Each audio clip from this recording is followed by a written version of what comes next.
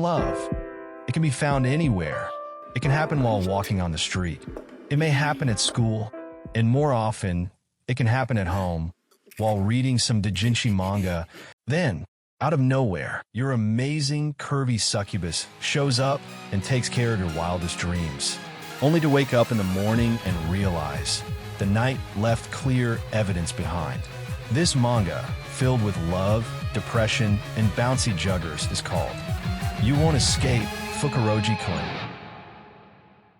Inside a classroom, a boy named Fukuro, who has just transferred schools, is being challenged to confess his feelings to a girl named Monica Moroki, who is kind and gentle to everyone. She is the idol of the school. However, he does not seem to be very enthusiastic about it. Fukuro does not want to get involved with girls this way, but there is nothing he can do. Seeing him hesitate, one of his classmates pushes him towards the girl. Therefore, he falls down, and without even raising his eyes from the ground, he decides whatever happens, it happens, and shouts, "Please go out with me." It doesn't matter because, to his surprise, when opening the eyes, another girl is between him and Monica, making his confession be addressed to the wrong person. If you ask me, a dominant mommy like herself is the better option.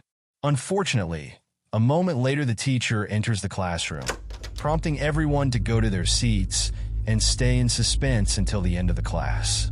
A memory from the past comes into the boy's mind about when he was with someone in the student guidance room. Somebody tried to get him accepted to this school. Fukuro's sister stayed at the family's countryside home, and they are still debating what to do with her. The first time he came to this school, the boy looked in a devastating way, with gloomy eyes that had no life inside them. He just wants to avoid trouble while living a quiet life. That's what he had in mind, but everything will change now that he confessed to that girl. Thinking about it, this is his first day and already got that scary girl staring at him. She definitely must be upset. As the other boys asked him what he thinks of doing, the boy with resolve has decided there is no other way. He must apologize to the girl. However, they advise him not to do that. Fukuro does not know anything about that girl. She is Sakura Tsubaki from Class 2B. Sakura is said to be famous around here since middle school for being a delinquent. She is the kind of person you don't want to mess with. Fukuro, hearing what they said, suggests those are just rumors, and the other boys agree, but suggesting the expression she made when Fukuro confessed, there must be some truth to the rumors. At that moment, the girl showed up behind him once again with a serious expression on her face. And when the boy turned around and asked his classmates for help, they'd already been gone.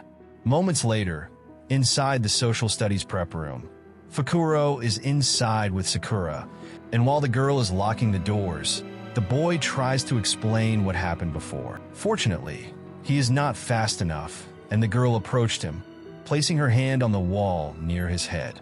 Without hesitation, she asks him what his intentions are and if he is indeed asking her out. Being cornered like this, Fukuro is not able to say a word, but inside he knows he must say something before it becomes too big of a problem. Once again, Sakura asks him if Fukuro is serious, and even now the boy is not able to say a word since he is way too scared. However, Sakura takes it as a yes, and in the next moment, clothes start going down, making the boy question what is happening and why she is doing that. Looking at her body, Fukuro doubts that she is just a student. She has the body of a deity. He starts believing what his classmates have told him about her. As things are going towards a blurry party, the boy starts as feeling dizzy. Some words from the past come back into his mind from people giving him some trouble, prompting him to shout, "Leave me alone!" And as he tries to push the girl away, he ends up grabbing two forbidden fruits, soft and warm. Seeing her reaction, he is about to explode. If he does not let go of his hand, he will sink completely. And as he tries to calm down, their eyes meet, but nothing else happened because out of nowhere Sakura's face becomes a bloodbath, making Fukuro believe it is that time of the month. The girl faints, making the situation extremely weird for Fukuro, who does not know what just happened. Is this how a 3D real woman behaves? Later, Sakura wakes up inside the nurse room, and a second later, when Fukuro enters, She's wondering how she is feeling since the nurse is not around and can't help them. She is giving him a beautiful look. This situation prompts the boy to believe it would have been better not to meddle in this and leave without offering any help. Sakura is questioning her location. Did she forget what she did earlier?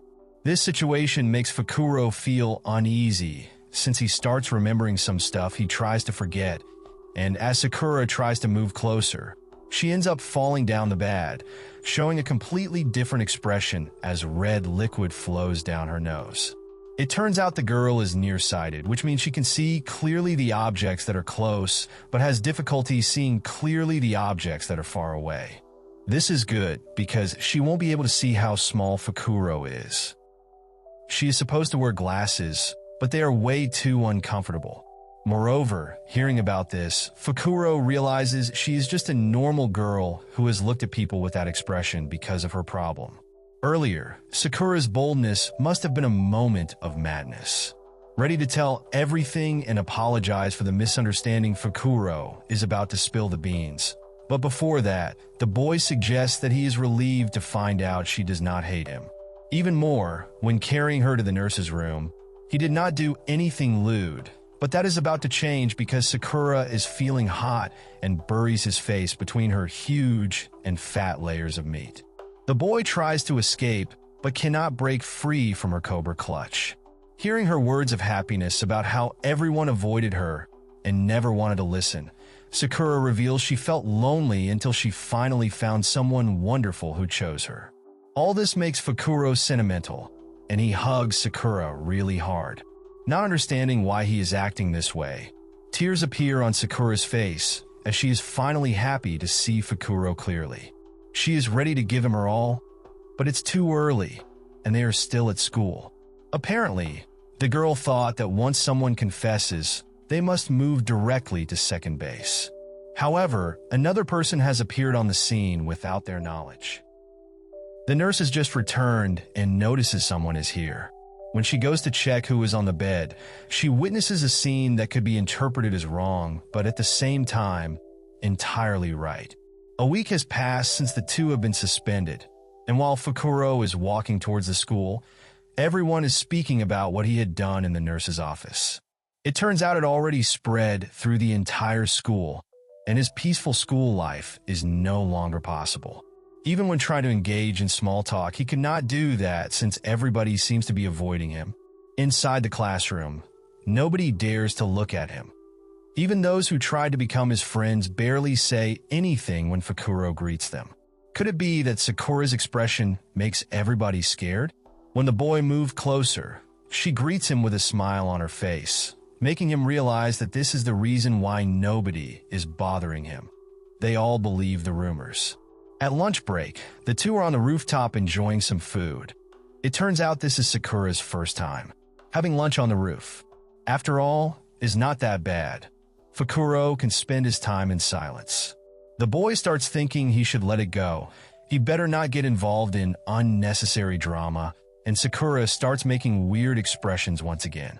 She hears something near the door and tries to see it, but that might be just her imagination. When Fukuro inquires about the glasses, she takes them out, giving me a hard time to write this script with only one hand. She quickly throws up, becoming dizzy after putting them on. This is why she cannot wear them.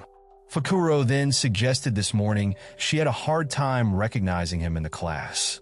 She then moves closer, taking a good sniff, suggesting she can recognize people close to her by their scent, prompting Fukuro to say she should get on all four and start barking. And that is exactly what she is doing.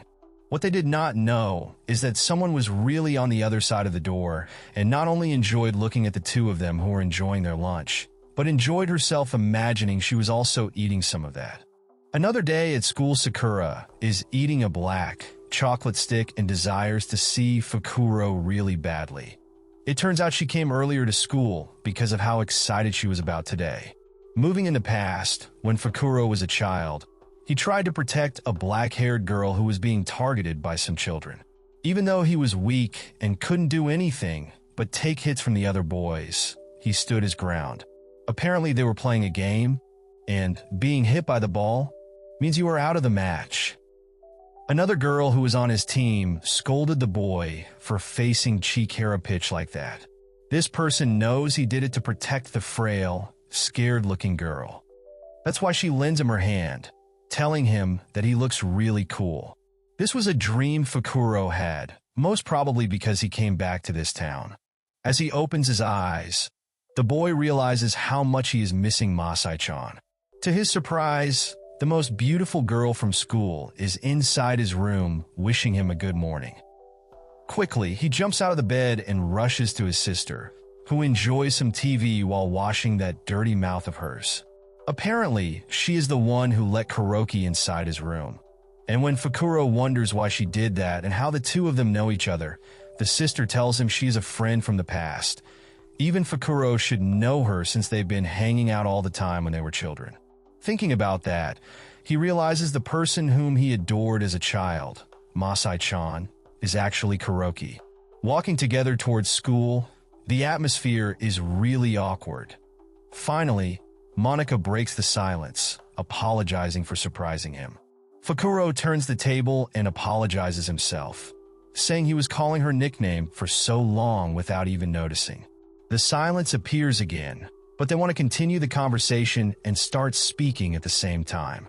It turns out Fukuro always thought his childhood friend was a boy, but he cannot tell her that. That's why he just tells her she does not look right and wonders if she feels well. But more importantly, he wants to know why she visited him this morning. Monica tells him she wanted to speak with Fukuro right away. She couldn't hold it any longer. She starts telling him how she recognized Fukuro on the first day. She just did not have the courage to talk to him, thinking he had forgotten her. And while she hesitated, something serious happened. This makes Fukuro think about the new friend he made in the nurse's office. With her red cheeks, drops of sweat are covering her entire face as she repetitively says there is a serious matter she wants to speak about, worrying Fukuno, who believes something is wrong with her. Finally able to get out of that loop, the girl moves closer, looking straight into his eyes, telling him there is something she wants to tell him. Fukuro realizes this is bad, and if things go further, this would be a huge problem, and he starts moving, leaving the girl behind, saying they can't stay still. All the way to school, the girl tried to speak with him and called out his nickname, prompting the boy to say they both would get in trouble if people heard that. Out of nowhere, Fukuro pushes the girl. It turns out that as they entered the schoolyard, a baseball was about to hit the girl, but he was there to take the hit. That hit was so strong, it almost ice-guyed the boy, who now lays down on the ground. While passed out, Fukuro thinks about how strong and cool Masai-chan was and his desire to become like him. However, that won't be impossible anymore since he found out he was actually a girl, and nonetheless she is taking advantage of him at this moment since he is passed out. When opening his eyes and seeing the meaty necklace that won't go off until you grab it really hard, the boy freaks out and falls out of the bed. He apologized to Monica, prompting her to say she is fine, but she needs him. And that is obvious as sweat is drooling down her face worse than a cobra eating a bear inside a sauna. The girl tries to embrace him, but Fukuro denies it, trying to push her away. As the boy wonders where the nurse is, she informs him she is not here, and what goes on from here should be self-explanatory since the girl is happy to see Fukuro. Finally, sees her as a girl. Meanwhile, Sakura is in the classroom, making everybody feel down with her sad presence, waiting for her lover, who is busy taking Kuroki's temperature using his pipe. While the girl walks in the hallway, two students can be seen talking about Fukuro, who just collapsed in front of them, and nobody called an ambulance since Kuroki insisted on taking him to the nurse's office. However, they know the nurse is not there. Sakura, hearing that, stands in front of them with a fierce look on her face and asks to hear more about the story. Inside Kuroki's mind, she thinks about how at some point she started following Fukuro with her eyes. She desired him to give her attention and notice her, and it wasn't until later when she realized that feeling was love. And when she saw him protecting another girl, she was so envious. Her feelings went unfulfilled, and then he transferred to another school. And after that, she started wondering if they will meet again someday. And if she becomes a girl like the one he was protecting, will Fukuro see her as a girl? Therefore, she worked really hard for this moment and wondered what the boy was thinking, grabbing his hand and placing it between her heat producers, where any man could find a sense of comfort so profound it would be almost divine. Feeling her heart beating really fast and her body shaking uncontrollably, the boy is about to lose it, but there is something else making her entire body vibrate, and that is a tool the girl had been wearing this whole time. Embarrassed, she turns her head away and suggests she has no clue what that is. Fukuro is so focused on that tool it makes me worried. He cannot stop staring and tells Kuroki not to look away. That thing is bouncing harder than a slime on a trampoline, like it's got a mind of its own.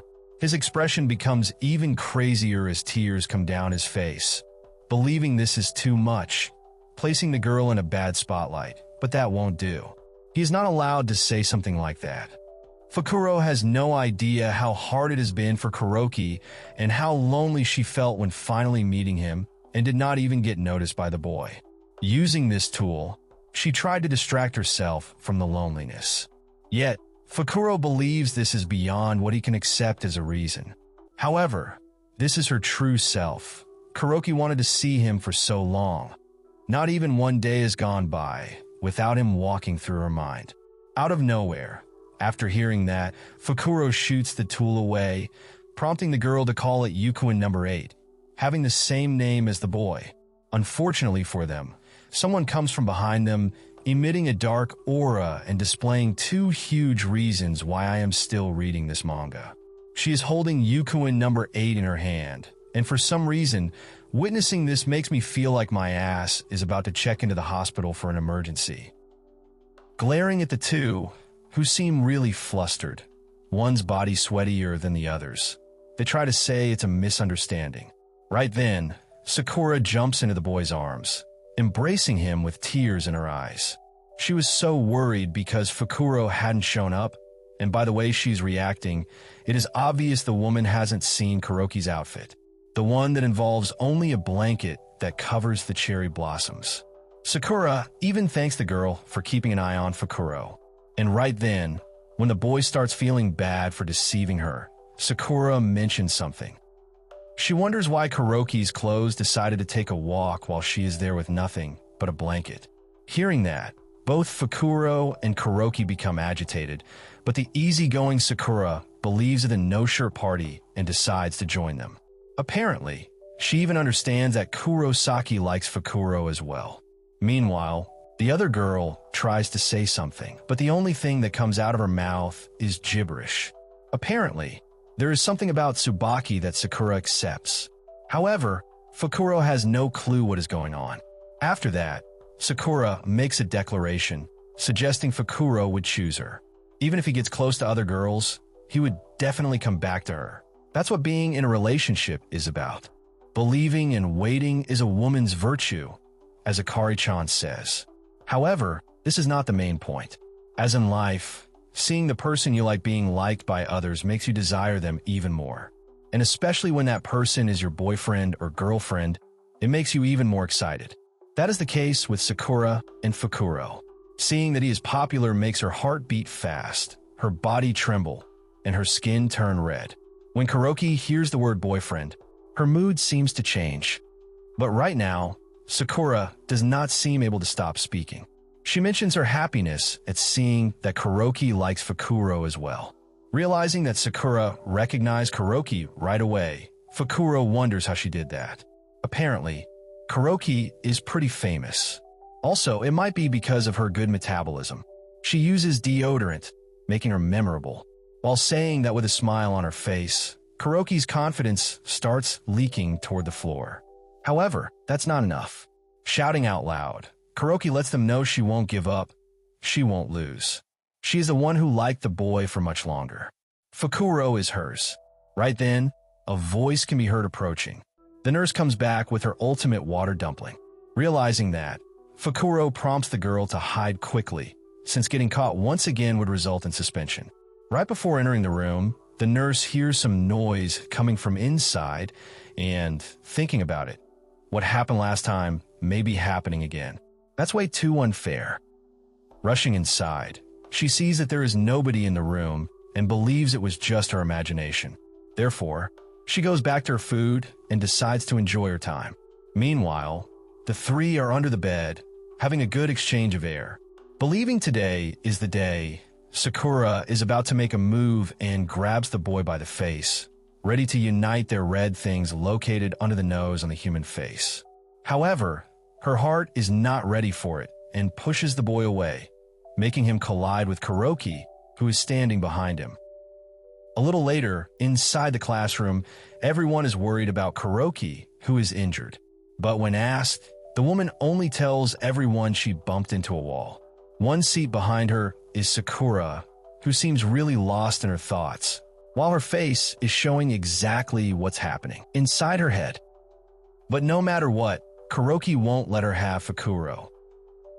Another day has come, and Kuroki approaches Fukuro during lunch break. Seeing her, the boy does not seem particularly excited and wonders where she wants to take him. The girl mentions she made a bento after staying up all night and would be happy if the boy likes it. The two of them have lunch alone on the rooftop. There could be so many things happening. But unfortunately, right then, someone finds Kuroki. It's the student council president. Apparently, they have a meeting during lunch today. Being late is not something the vice president should do. While trying to explain she was with you, the woman takes her away, showing no trace of emotion. Meanwhile, the boy is left alone in the classroom, with everyone glancing at him, wondering what is going on between the two. Moments later, Fukuro is walking around the school and finally finds a quiet place. Thinking about it, so much has happened in such a short time. He was planning to live a quiet life without getting involved with anyone, and a memory from the past comes into his mind. Someone shouting at him not to get carried away, calling him a liar, and saying no one believes what he is saying. This thought makes him feel sick, and his appetite is gone. Right then, somebody shouting, "Don't be so dramatic," attracts his attention. Checking what is going on, looking over the corner, the boy sees Sakura and a short girl very close to each other. Thinking about it, Fukuro has not seen the girl in class. What would you be doing here? Is she in a fight with that girl? With a sad expression on his face, the boy decides to go away. He does not want any more trouble. Right then, a slap can be heard, and it's not the usual sound of a palm colliding with someone's face. It's a different kind of slap. Unable to hesitate, Fukuro jumps in, grabbing the small girl's hand to stop her from slapping Sakura. Wondering what this is all about, he watches as the small girl stares at him for a second, then explains everything using her foot, planted in Fukuro's face a second later. Apparently, this short girl is a second year from Class D named Julie. She is Sakura's childhood friend. Excited to introduce her boyfriend to Julie, the short girl expresses her disinterest. As Sakura mentioned she was planning to introduce the two eventually, this also works out. Mentioning that Julie is her best friend, the little girl starts changing her expression. She gets annoyed and starts bullying poor Sakura, mentioning that best friend is not all there is. Questioning Sakura, she asks what she is to her. The girl starts apologizing and calling her master. Thankfully, Fukuro is able to use his hands not only to hide his eyes, but also to hold Julie back from being aggressive. Wondering what this is all about, he learns that Julie has always been someone Sakura could turn to for advice on various things. The number of things this little girl knows is countless. She is overflowing with knowledge and guides lost youths onto the right path. Her presence is truly like a master. Sakura finds her amazing because she knows everything. Hearing all that, Julie regains her composure. Even more, her confidence can be seen in her posture. Moving on, Fukuro wonders if Sakura came here for another consultation. It looked like they were arguing earlier. As Julie observes her friend's expression, she mentions that the boy is clueless as ever. Questioning what she might know about him, the little airhead mentions she knows plenty. He is completely oblivious to Sakura being worried about him, just lounging around carefree like an idiot. That is why she calls him a blockhead.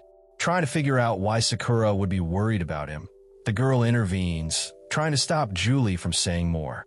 However, she mentions that Fukuro only cares about her well-proportioned body. He must be a shallow guy.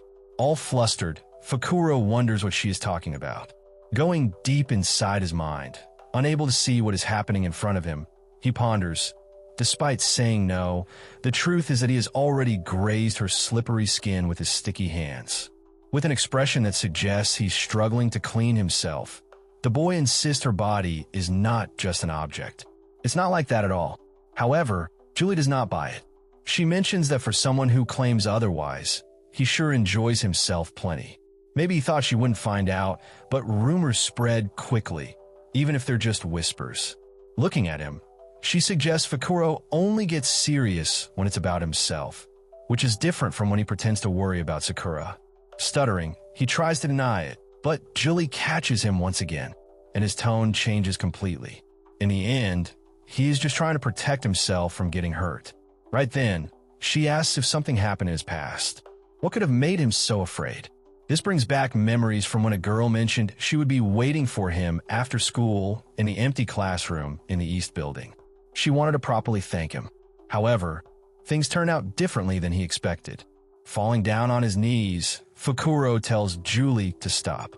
Seeing that, Sakura moves quickly toward him, telling Julie this is awful.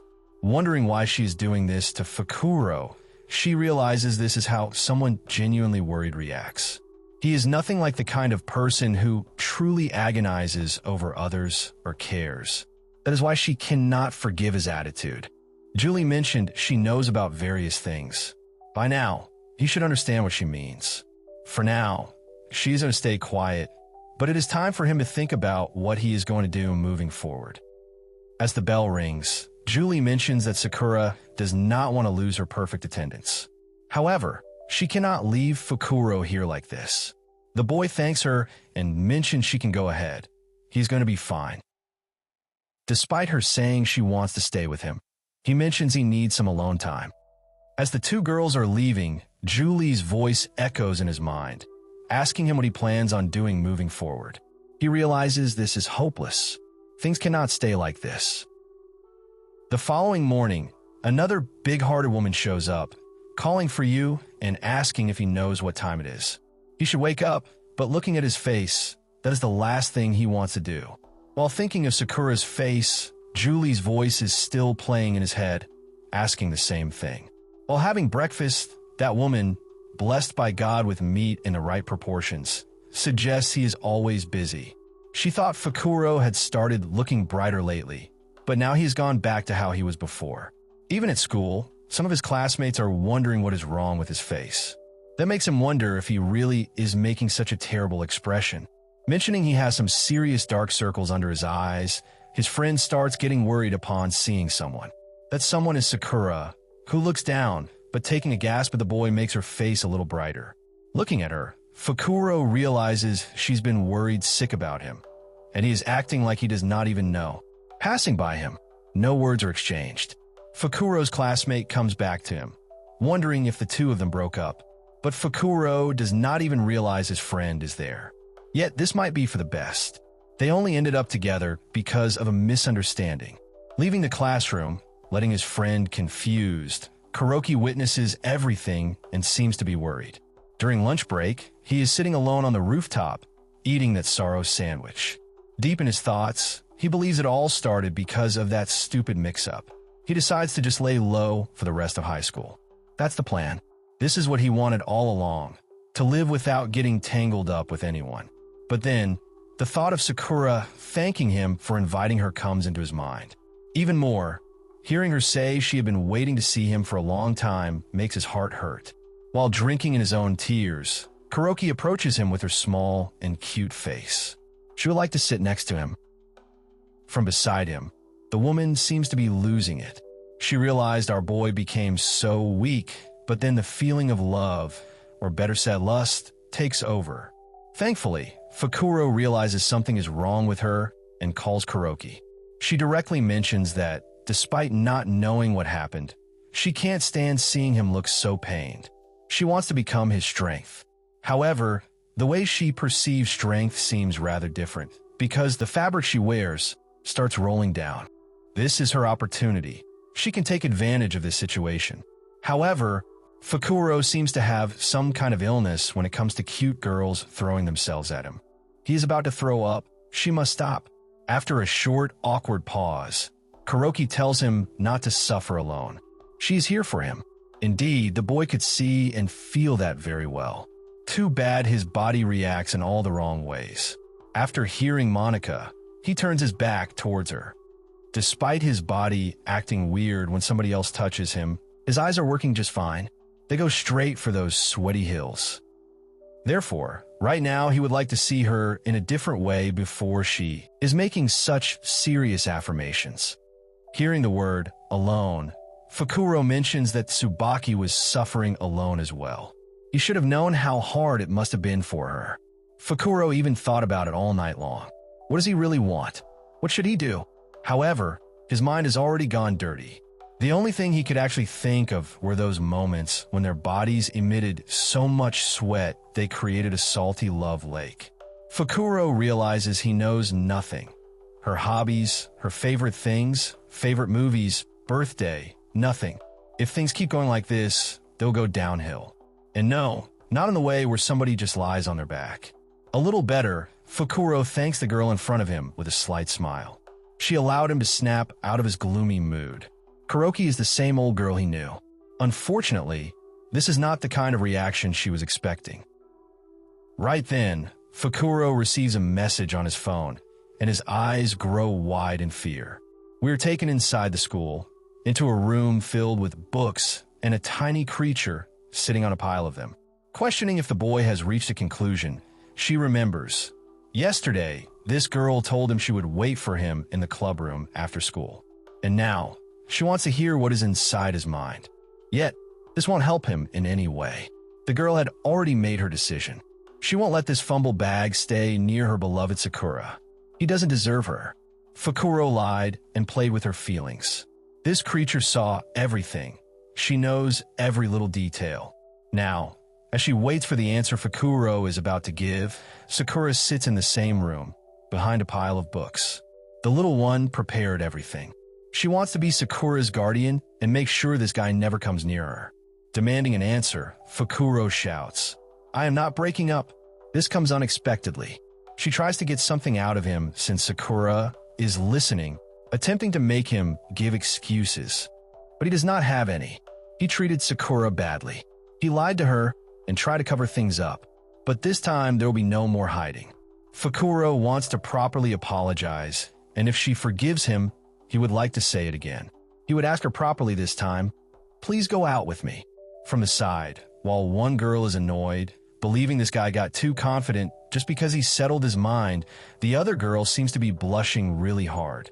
Butterflies are forming in her stomach and going crazy. The wishy-washy guy from yesterday has changed into someone more confident who talks more freely. Realizing Akari became pale, Fukuro tries to find out if something is wrong, but she only becomes more infuriated. While she tries to find a way to make him slip up, a memory from the other day of Sakura crying comes to her mind. She's going to expose Fukuro's true colors.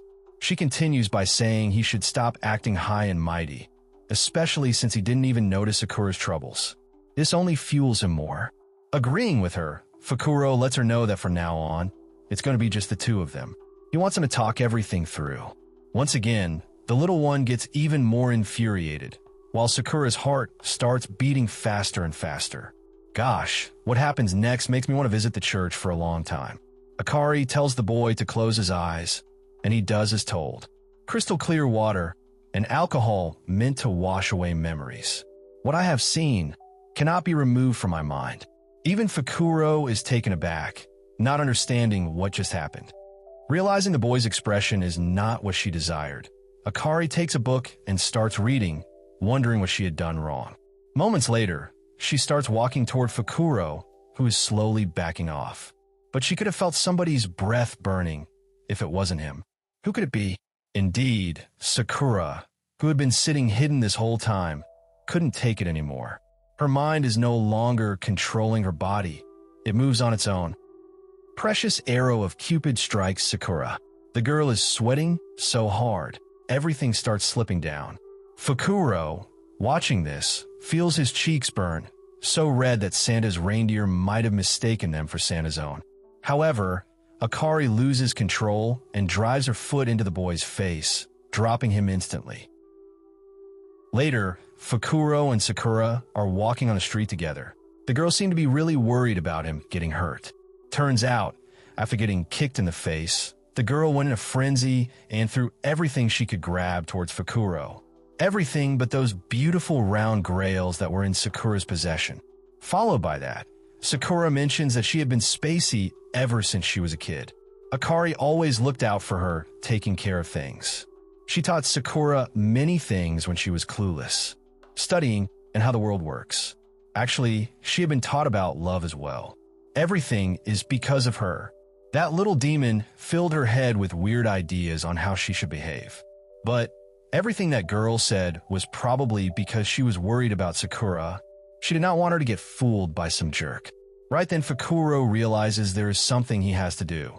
Bowing down his head, the boy apologizes for deceiving Sakura. It is not a surprise Akari got so mad. He should have apologized directly before she found out about things that way. However, Sakura knew about the fake confession. Akari called her the same night he had confessed and told Sakura everything. While getting angry for a moment at the little one, Fukuro realizes something. If she knew it all along, why did Sakura follow him all this time? The girl was really mad at that time. But for one moment, she had felt like she had managed to touch Fukuro's heart. She had thought this guy is just like her. Memories start coming into the boy's head. When he was being accused of something, he mentions once again he had lied and tricked Sakura. He deceived her and didn't even notice her worries. He does not deserve to date her. Yet Sakura shouts no. She doesn't care about all that. Even if it started with a lie, that is okay with her. Even with that, the warmth she had felt that time, she knows that was the only thing that is real. She believes in that, and moving closer to Fukuro, grabs him by that plain face of his and brings her buccal region into contact with his. She won't let him go away. With that being said, Fukuro grits his teeth, his face full red, bows his head, and asks Sakura to go out with him.